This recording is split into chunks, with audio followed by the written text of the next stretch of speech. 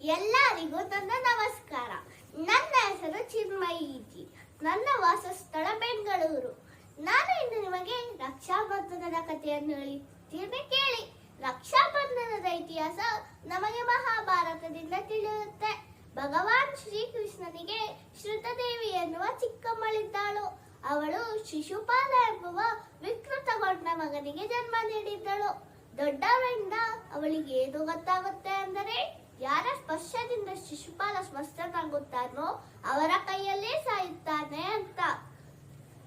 ಒಂದು ದಿನ ಶ್ರೀಕೃಷ್ಣ ಅವರ ಚಿಕ್ಕಮ್ಮನ ಮನೆಗೆ ಬರುತ್ತಾರೆ.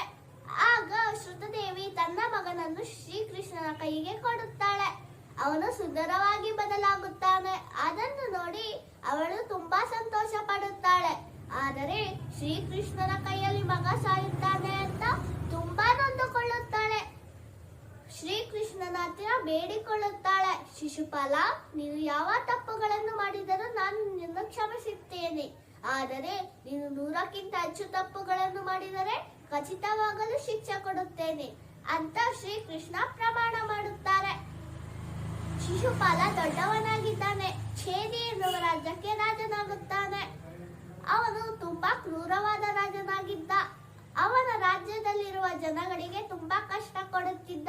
ಅದಲ್ಲದೆ ಯಾವಾಗಲೂ ಶ್ರೀಕೃಷ್ಣನನ್ನು ಅವಮಾನ ಮಾಡುತ್ತಿದ್ದ. ಒಂದು ಸಲ ಎಲ್ಲರ ಮುಂದೆ ಶ್ರೀಕೃಷ್ಣನನ್ನು ಅವಮಾನ ಮಾಡುತ್ತಾನೆ. ಅವನು 100 ತಪ್ಪುಗಳನ್ನು ಮಾಡಿ ಮುಗಿಸುತ್ತಾನೆ. ಅದೇ ಸಮಯದಲ್ಲಿ ಶ್ರೀಕೃಷ್ಣ ಅವರ ಚಕ್ರವನ್ನು ಶಿಶುಪಾಲನ ಮೇಲೆ ಪ್ರಯೋಗ ಮಾಡುತ್ತಾರೆ.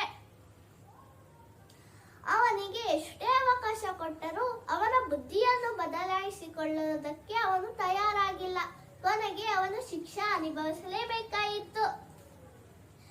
ಶ್ರೀಕೃಷ್ಣ ಕೋಪದಿಂದ ಚಕ್ರವನ್ನು ಶಿಶುಪಾಲನ ಮೇಲೆ ಬೀಸಿದಾಗ ಅವರ ಬೆರಳು ಸಹ ಏಟಾಯಿತು. ಅದನ್ನು ನೋಡಿ ಅಲ್ಲಿದ್ದವರೆಲ್ಲ ಏನಾದರೂ ತರಲು ಅಲ್ಲಿ ಇಲ್ಲಿ ನೋಡುತ್ತಿದ್ದರು. ಆದರೆ ಅಲ್ಲೇ ಇದ್ದ ದ್ರೌಪದಿ ಒಂದು ಕ್ಷಣನೂ ಏನೂ ಯೋಚಿಸದೆ ಅವಳ ಸೀರೆಯನ್ನು ಹರಿದು ಶ್ರೀಕೃಷ್ಣನ ಬೆರಳಿಗೆ ಕಟ್ಟುತ್ತಾಳೆ. ಧನ್ಯವಾದ ಸಹೋದರಿ, ನೀನು ನನ್ನ ಕಷ್ಟದಲ್ಲಿ ಸಹಾಯ ಮಾಡಿದ್ದೀಯ. ಇನ್ನು ಮುಂದೆ ನಿನಗೇನೇ ಕಷ್ಟ ಬಂದರೂ ನಾನು ನಿನ್ನ ಜೊತೆ ಇರುತ್ತೇನೆ ಅಂತ ಶ್ರೀಕೃಷ್ಣ ಪ್ರಮಾಣ ಮಾಡುತ್ತಾರೆ. ಅದಾದ ಮೇಲೆ ಕೌರವರು ದ್ರೌಪದಿ ಸೀರೆ ಎಳೆದು ಅವರಿಗೆ ಅವಮಾನ ಮಾಡಬೇಕು ಎಂದು ಪ್ರಯತ್ನ ಪಡುವಾಗ ಶ್ರೀಕೃಷ್ಣ ದ್ರೌಪದಿಯನ್ನು ಕಾಪಾಡಿ ಅವರು ಕೊಟ್ಟಿರುವ ಮಾತನ್ನು ಕಾಪಾಡಿಕೊಳ್ಳುತ್ತಾರೆ. ಈ ರೀತಿಯಾಗಿ ರಕ್ಷಾಬಂಧನ ಸೃಷ್ಟಿಯಾಯಿತು. ಧನ್ಯವಾದಗಳು.